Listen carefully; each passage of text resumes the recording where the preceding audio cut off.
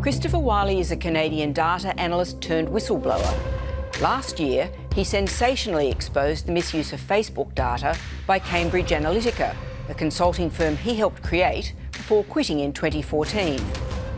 The company harvested the information of 87 million Facebook users through a third-party app, a seemingly innocuous personality test. It used the data to build sophisticated psychological profiles of individuals. These profiles were then used by the Trump and Vote Leave campaign to make highly targeted ads, which are thought to have influenced both elections. Wylie described it as psychological warfare. After Wylie blew the whistle, governments on both sides of the Atlantic investigated Facebook, resulting in fines including a record $7 billion penalty from the US Federal Trade Commission. Cambridge Analytica went bankrupt and has been shut down, but concerns about Facebook's grip on our data and how it's deployed by political parties are only growing. Christopher Wylie, welcome to the program. The story of Cambridge Analytica sometimes seems to get reported as if it was some sort of once-off episode, even though it affected elections in both the UK and the United States, or that it was only a story because of what we learned about Facebook. Should we just assume that this sort of data manipulation has just become an entrenched feature of politics around the world and that others might be doing exactly the same thing?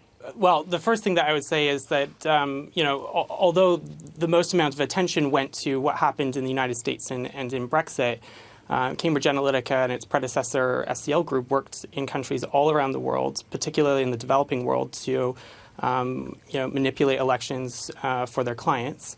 So it was global. It was more global than I think people sort of realized. When the story came out, they were setting up an office even in Australia.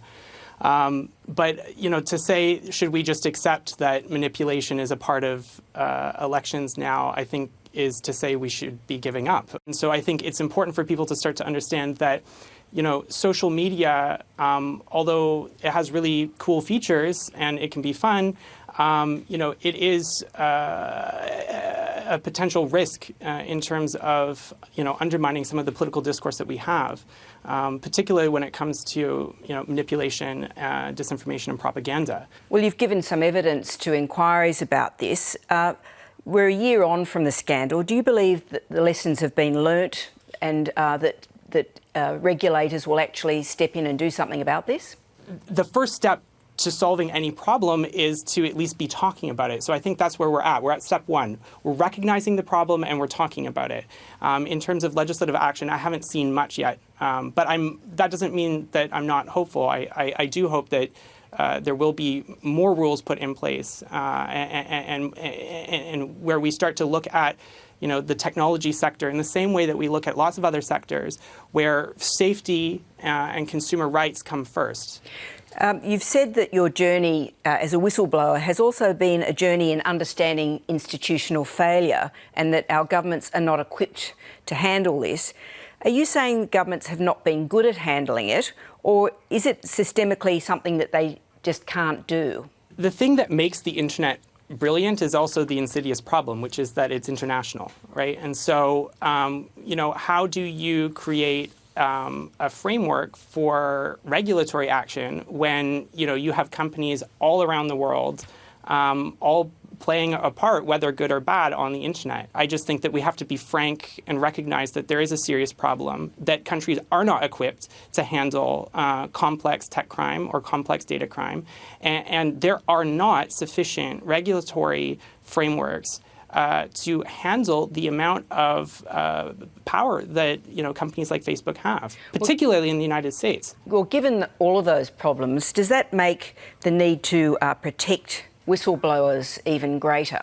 Absolutely. I mean, I am a very rare example of a whistleblower who has come through a very visible process of whistleblowing and come through it okay. Before I came out as a whistleblower, when Facebook found out about what I was going to do, they sent me legal letters. They threatened The Guardian. They threatened The Guardian even though they knew the story was true. The problem is that when you go up against a large company and you're just one person, you don't have a lot of resources at your disposal. I was lucky enough to have fantastic pro bono lawyers and fantastic journalists in The Guardian and the New York Times, but not everybody gets that.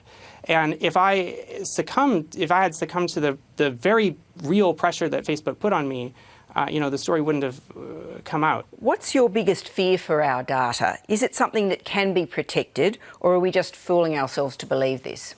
It's important to sort of imagine, where we're going in the next sort of 5, 10, 20 years, right? So if you look at how much information you put out, even just on your phone, on Facebook, on Google, whatever, you essentially create a clone of yourself online, and that's at the disposal of these large American tech companies.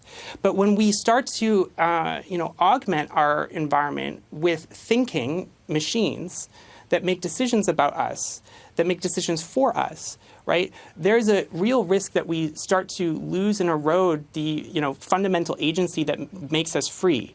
And it's not just about elections, and it's not just about, privacy. It's about, how do you actually interact with the world, and who gets to decide what you see and what you don't see, and what you can access and what you can't access. They are sobering thoughts. Thanks so much for joining us tonight, Christopher Wylie.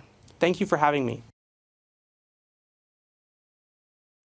Hi, I'm Lee Sales. Thanks for watching this story. If you'd like to watch more of 730's stories, they are on the left of your screen. And tap on the button below to subscribe and get the latest from ABC News.